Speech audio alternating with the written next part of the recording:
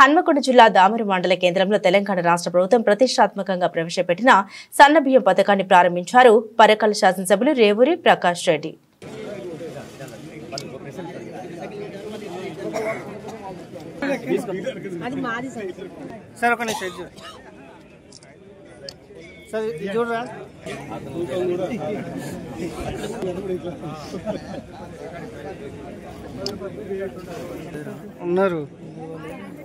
చూస్తున్నాను ఎప్పుడు ఇచ్చినా కూడా ఈ దొడ్డు బియ్యమే ఇచ్చేవాళ్ళు. కొన్ని దిడ్డు బియ్యం తింటానులా అంటే నాకు తెలిసి సకినాలకు గారెలకు సంక్రాంతి పండుగ వచ్చిందో ఏదైనా పండుగ వస్తే సకినాలకు గారెలకు తప్పితే లేదంటే కారపూస కూడా పోసుకునేది. అది దీంతో కూడా అనుభవమే కదా. లోక పని చేసేది దేనికి అమ్మేది? కోళ్ళ ఫామ్కు. ఎంతకు అమ్మేది?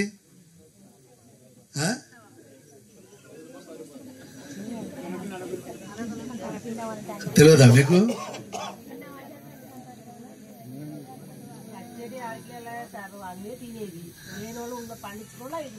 ఆ 200 యూనిట్ల కరెంట్ ఉచితంగా వస్తానే మీ అందరికి. అంతకుముందు బిల్లు ఎంత వచ్చేది నెలకు? ఆ చెల్లె చెప్పినట్టు 550 దగ్గర మొదలు పెడితే 1000 వరకు వచ్చేది. ఎండాకాలం అయితే కొంచెం ఫ్యాన్ ఎక్కువ తిరిగితే ఇంకా ఎక్కువ వచ్చేది. ఇవాళ తక్కువ వేసుకుందాం అనుకున్నా, 600 రూపాయలు వేసుకుందాం అనుకున్నా ఇప్పటికి దగ్గర సంవత్సరము 1 నెల పైసలు వచ్చినాయి మీకు. ఎందుకంటే ఫిబ్రవరిలో స్టార్ట్ అయింది. అంటే 600 అనుకున్నా కూడా 6000, 612, 7200 ఇవి 7800 రూపాయలు మీకు చేత ఆగినాయా లేదా? ఇక గ్యాస్ సిలిండర్ సంవత్సరానికి ఒక 4 అన్నా వాడరా? 4 అన్నా కూడా దానికి 600 వచ్చినాయి. 4 6 24, అదో 2400. ఇక అవ్వగారింటికో అత్తగారింటికో వచ్చే పోయే బస్సు పేర్చిల్ల మీ హక్కురా. ఎందుకు నవ్వుతాను? ప్రభుత్వం ఉద్దేశం ఏంటి అంటే ఈ ఖర్చులన్నీ తగ్గించేసి వాళ్ళకు మనము ఖర్చు ప్రభుత్వం భరిస్తే వాళ్ళ చేతిలో పైసలు ఉంటే పిల్లలకు మంచి బట్టలు తెచ్చుకుంటారు, వాళ్ళు మంచిగా కొంచెం చదువు చెప్పించుకుంటారు, ఒక ఆరోగ్యమైన తిండి తింటారు అని ఒక ఆలోచనతోటి చేసేది. అంటే ఈ సంవత్సర కాలంలో మీకు చూస్తే ఏ రూపాయనన్నా కానీ దగ్గర 10,000 రూపాయలు ఒక్కొక్క కుటుంబానికి వచ్చినాయి. ఇక పౌల వడ్డీ వచ్చినాయా లేదా మా చెల్లెళ్ళకు? అందరికి రాలేదా? కడుమలకు అందరికి వచ్చినాయి. ఎంత వచ్చిందమ్మా పౌల వడ్డీ? ఇక్కడ 41 మందికి 1841 గ్రూపులకు 3,85,30,000 ఒక మీ దామర మండలానికే 85,30,000 వచ్చినాయి. అంటే మరి పోయిన గవర్నమెంట్లో బాగా వచ్చినాయి కదా. పౌల వడ్డీ పైసలు. మరి గట్టిగా చెప్తలేరేంద్రా?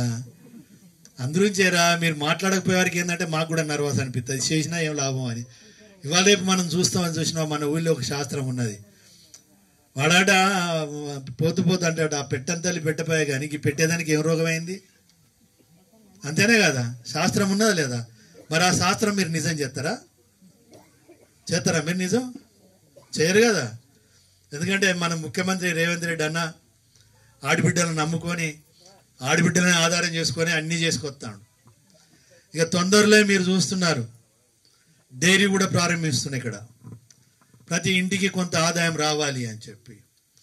అదేవిధంగా మహిళలకు స్వయం ఉపాధి అవకాశాలు పెంపొందించాలి అని చెప్పి మహిళల్ని కూడా వ్యాపారస్తులను చేయాలి అని చెప్పి అదే ప్రయత్నం చేస్తున్నా. మీ లాదెల్లనే పెడుతున్నా. రేపు 10-15వ తారీఖు మధ్యన దాన్ని ఒక మంత్రి గారిని తీసుకొచ్చి దాన్ని ప్రారంభించబోతున్నాను. ఎందుకంటే మీకు పని నేర్పించేసి మీ కాళ్ళ మీద మీరు నిలబడాలి, మీరు ఆదాయం సంపాదించాలి. మొగోడు బయట పని చేస్తే నీకు ఇంట్లో కూడా నీకు పని ఉండాలి. స్మాల్ స్కేల్ ఇండస్ట్రీస్ అని చెప్పి ఆ విధంగా చేస్తున్నాం. ఇవాళ సోలార్ ఇస్తున్నాం, సోలార్ కూడా బస్సులు ఇస్తున్నాం. అంటే ఆదాయాన్ని మీకు కొనకూర్చున్నాం. ఇవాళ 1 మెగావాట్ సోలార్ వచ్చింది అంటే అప్పు పోను. దగ్గర దగ్గర నెలకు ఒక 40 నుండి 50,000, 60,000, 80,000 కూడా మిగిలే విధంగా ఏది దానికి ఖర్చు పోను ఆ విధంగా ప్లాన్ చేస్తున్నాం. అంటే మన గౌరవ ముఖ్యమంత్రి గారు, ఉప ముఖ్యమంత్రి బట్టి విక్రమార్క గారు మహిళల్ని ఆర్థికంగా బలోపేతం చేయడానికి అన్ని కార్యక్రమాలు చేస్తున్నాం. ఇక మగపిల్లలు వచ్చినప్పుడు మగపిల్లలు చెప్తా. ఇప్పుడు మళ్ళీ దీంట్లో కానీ వాళ్ళకి చేసే ప్రయత్నం, ఎందుకంటే వాళ్ళు తిట్టుకుంటాను అంతా అక్క చెల్లెళ్ళైన వాళ్ళనే పుదరకిత్తాను, వీళ్ళు మా సంగతి ఏంది అనుకుంటారు. కానీ వాళ్ళకి చేసేది వాళ్ళకి చేద్దాం. వాళ్ళ మనం చూస్తున్నాం రైతు సోదరులకు కూడా 2 లక్షల లోపల ఉన్న వాళ్ళకు రుణమాఫీ చేసినాం. మొదలు మీ దగ్గరనే ప్రారంభించిన, నేను వచ్చి దామెరలనే ప్రారంభించిన. ఇది కూడా దామెరలనే. అంటే దామెర అంటే చూడు ఎంత ప్రేమ నాకు. మరి మీకు నా మీద ప్రేమ పని చేసిన రోజు మళ్ళీ బస్సు తీసుకొచ్చి ఇంటికి వచ్చేటట్టు కూడా ప్రయత్నం చేస్తున్నాం. ఆ విధమైన సౌకర్యం కల్పిస్తున్నాం. మరి ఇవన్నీ చేస్తా అంటే ఎందుకు చేస్తున్నాం? మా ఆడబిడ్డలు సంతోషంగా ఉండాలి, మమ్మల్ని దీవించాలి. ఆడబిడ్డని దీవెనట దేవుడి దీవెనతో సమానం. అందులోంచే మా అక్క చెల్లెలను కోరుతున్నా. మా అన్నలు కొందరు అటో ఇటో తాగో తడిపో వాళ్ళు రాజకీయంగా పంచాయతీలు పెట్టించినా మనం పంచాయతీ పెట్టుకోవద్దు తల్లి. మనం చేసే నాయకత్వాన్ని నేను అందరినీ విజ్ఞప్తి చేస్తున్నాను. ఇక్కడ అందరు ఉన్నారు, అన్ని పార్టీలో ఉన్నారు. ఎందుకంటే ప్రభుత్వ కార్యక్రమం టీఆర్ఎస్ వాళ్ళు వచ్చిండు, బీజేపీ వాళ్ళు వచ్చిండు, ఇంకా వేరే పార్టీలు రావచ్చు. కానీ అందరిని ఒకటే విజ్ఞప్తి చేస్తున్నాను నేను, మంచి ఏంటి చెడు ఏంటి అనేది ఆలోచన ఉండాలి. గత ప్రభుత్వం ఇచ్చిన వాగ్దానాలు ఏమి ఎంత మటుకు నెరవేర్చినాయి, నెరవేర్చలేదు. నేను చెప్పింది కూడా నమ్మకండి, వాళ్ళు చెప్పింది నమ్మకండి. ఇవాళ రేపు సోషల్ మీడియా అని చెప్పి విపరీతమైన ప్రచారాలు చేస్తున్నారు, తప్పుడు ప్రచారం. వాటిని నమ్మకండి, మిమ్మల్ని మీరు నమ్ముకోండి. మీరు గత ప్రభుత్వంలో ఇచ్చిన వాగ్దానాలు నెరవేర్చినా లేదా మీరే విశ్లేషణ చేసుకోండి. ఈ ప్రభుత్వం ఈరోజు ఇంత కష్టకాలంలో కూడా ఇవాళ మీరు చూస్తే నెలకు గంటకి 6,500 రూపాయల యొక్క కోట్లు రూపాయలు నా చూడు 6,500 కోట్లు అప్పు కడుతున్నది. 6,000 కోట్లు వచ్చేమో జీతభత్యాలు. డీసీఓ గారు మీకు నెల జీతం వస్తుందా? ఏ తారీఖు వస్తానే? నిజమైన నమ్మకం చూసి చెప్తాను.